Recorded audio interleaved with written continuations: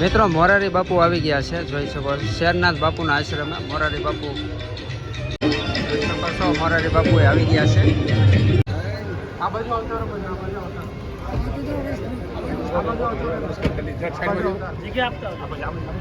એ આ સ્નાન કરે ત્યારે એમ કહેવાય કે અલોપ થઈ જતા હોય છે, અદૃશ્ય થઈ જતા હોય છે. તો આ છે કુંડ છે.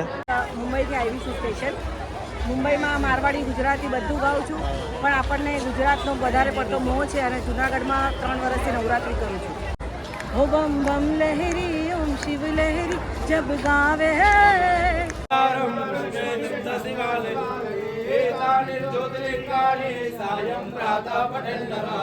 જે મિત્રો જે કુંડમાં સાધુ સંતો એમ કહેવાય શાહી સ્નાન કરે છે અને અલોક થઈ જાય છે, બહાર જ નથી નીકળતા. તો આપણે તમને હું સંપૂર્ણ માહિતી આપીશ. તો હેલો મિત્રો, મારું નામ છે રાકેશ. તમામ લોકોનું હાર્દિક સ્વાગત કરું છું ભવનાથ તળેટીમાં મહાશિવરાત્રિમાં. તો આપણે જે મરઘી કુંડ છે એ જોવા જવાના છે. ત્યારબાદ આપણે મહાદેવના દર્શન કરીશું. તો વિડીયોને શેર કરી દેજો. વિડીયો સારો લાગે તો એક લાઈક કરવાનું ભૂલશો નહીં. ચેનલ ઉપર પહેલી ફેરવા આવતો હોય તો સબસ્ક્રાઈબ કરીને રાખજો. તો હાલો સંપૂર્ણ હું તમને દર્શન કરાવું. જય ગિરનારી. હવે મિત્રો આપણે જઈ રહ્યા છીએ જેમ કે ગોરક્ષનાથ આશ્રમ. મોરારી બાપુ આવવાના છે, તો આપણે એમના દર્શન કરીએ. મિત્રો મોરારી બાપુ આવી ગયા છે, જોઈ શકો શેરનાથ બાપુના આશ્રમે મોરારી બાપુ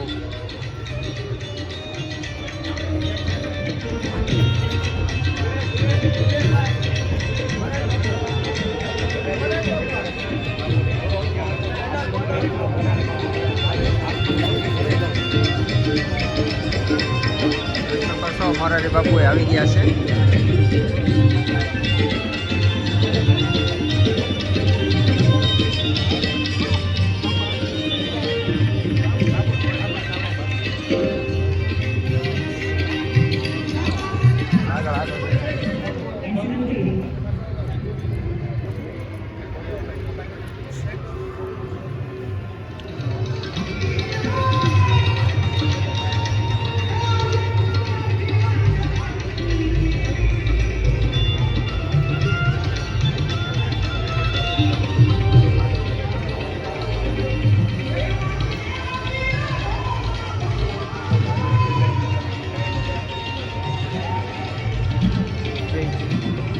શેરનાથ બાપુ પણ બિરાજમાન છે, ત્યારે જોઈ શકો છો.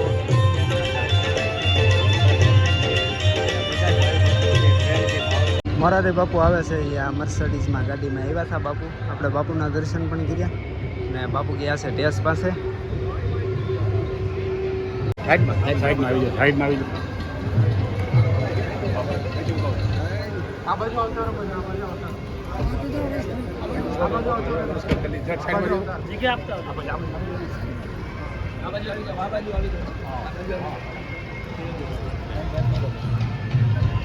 ઉભા રહી જાવ યાર. અંદર ઉભા રહો. કિશોર ઉભા.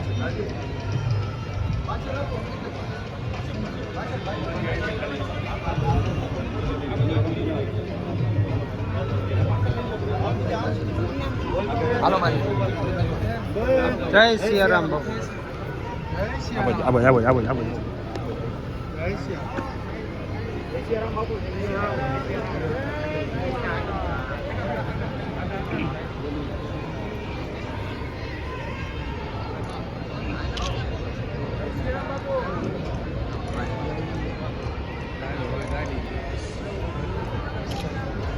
હાલો આપણે રસ્તો કરી નાખીએ. સાઈડમાં ઉતારે છે.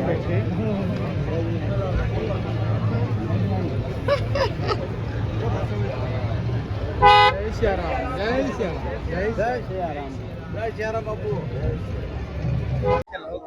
બેન જોડાઈ ગયા છે, બિંદુબેન ભટ્ટ છે જે આપણી સાથે જોડાઈ ગયા છે. તો શું કહેશો?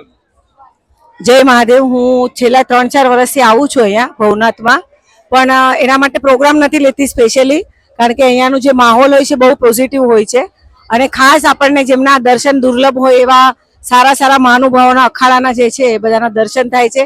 એટલે હું બધાને વિનંતી કરીશ કે આ ચેનલને સબસ્ક્રાઇબ કરજો અને તમે પણ જરૂરથી અહીંયા પધારજો. હરેકને જય મહાદેવ, હર હર મહાદેવ, જય Girnar. Thank you so much. હું 25 વર્ષથી ગાઉં છું અને ડાયરાની કલાકાર છું. મુંબઈથી આવી છું સ્પેશિયલ. મુંબઈમાં મારવાડી ગુજરાતી બધું ગાઉં છું, પણ આપણને ગુજરાતનો વધારે પડતો મોહ છે અને જુનાગઢમાં 3 વર્ષથી નવરાત્રિ કરું છું. તો અહીંયા. કલાકાર છે તો એક કઈક મહાદેવનું એક નાની એવી કડી થઈ જાય. ही बम बम लहरी ओम शिव लहरी जब गावे है अगड़ बम शिव लहरी अगड़ बम शिव लहरी हो बम बम लहरी ओम शिव लहरी जब गावे है अगड़ बम शिव लहरी अगड़ बम शिव लहरी. जय महादेव, जय Girnari. Thank you so much. શિવરાત્રિમાં તમને અલગ અલગ દેવી દેવતા જો આવી રીતે જોવા મળી જાય, જોઈ શકો છો. તો મિત્રો એ કુંડ છે ને આ જગ્યા ઉપર આવેલો છે. જેમ કહેવાય છે કે જે સાધુ સંતો છે એ શાહી સ્નાન કરવા જાય છે અને ઘણા લોપ થઈ જાય છે. એ આપણે તમને કુંડના દર્શન કરાવશું. તો અત્યારે ભીડ જુઓ મહાદેવના મંદિરે ઘણી છે. તો હવે આપણે જઈ રહ્યા છીએ મહાદેવના દર્શન કરવા. મિત્રો તમે જોવો છો એ ભવનાથ મહાદેવ મંદિર છે અને કુંડ પણ અહીંયા છે. જે શાહી સ્નાન થાય છે એ આ જગ્યાએ થાય છે. તો આપણે હું તમને સંપૂર્ણ માહિતી આપું તો વિડીયોમાં બન્યા રહેજો, જેથી તમને પણ દર્શન થાય. વિડીયો શેર કરવાનું ભૂલશો નહીં, જેથી કરી લોકોને પણ દર્શન થાય. તમે મિત્રો સામે જોવો છો એ મહાદેવ મંદિર છે.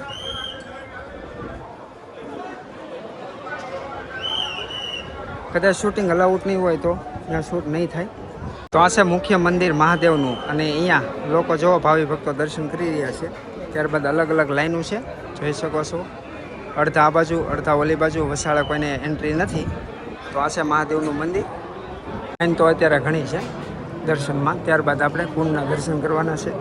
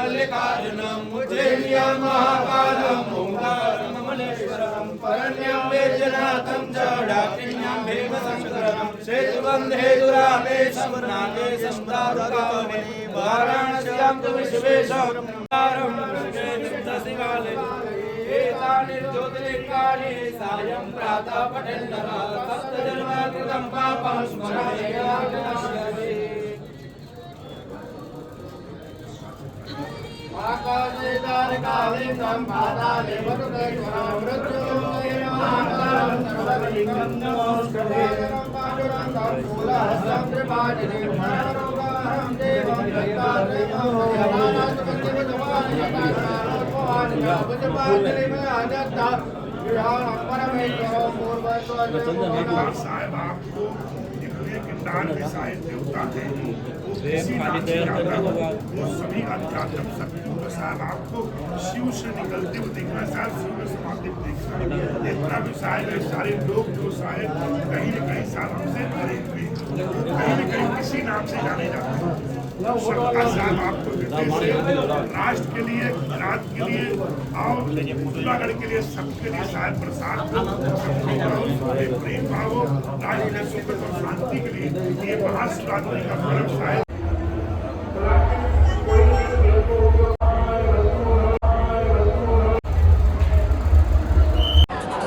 આપણે મિત્રો મહાદેવના દર્શન કર્યા ત્યારબાદ આપણે જઈએ છીએ જે કુંડ, એમ કહેવાય શાહી સ્નાન થાય છે શિવરાત્રિના દિવસે રાતના સમયે.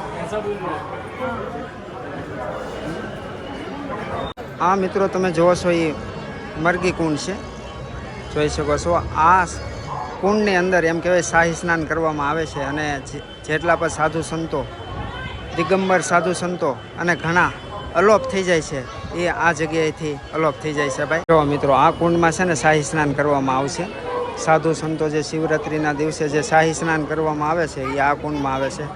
અને બધા એમ કહેવાય છે કે બધા સાધુ સંતો, સાધુ જે છે એ શાહી સ્નાનમાં એમ કહેવાય છે કે રવેટીની અંદર આવતા હોય છે અને એ આ સ્નાન કરે ત્યારે એમ કહેવાય કે અલોપ થઈ જતા હોય છે, અદૃશ્ય થઈ જતા હોય છે. તો આ છે એ કુંડ છે, જો આમાં શાહી સ્નાન થશે શિવરાત્રિના દિવસે.